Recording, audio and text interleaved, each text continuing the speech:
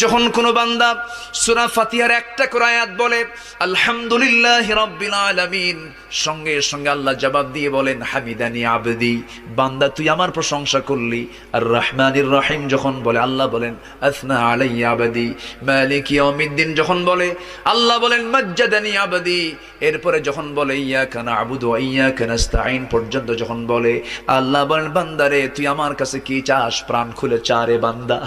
ইহদিনাস সিরাতাল মুস্তাকিম থেকে শুরু করে নিয়া ওয়ালাদ-দাল্লিন পর্যন্ত যখন বান্দা বলে তখন আল্লাহ বলেন বান্দা নামাজের মধ্যে এমন প্রেমের খেলা খেললি বান্দা, তুই যা চাইলি সব আমি আল্লাহ কবুল করলাম।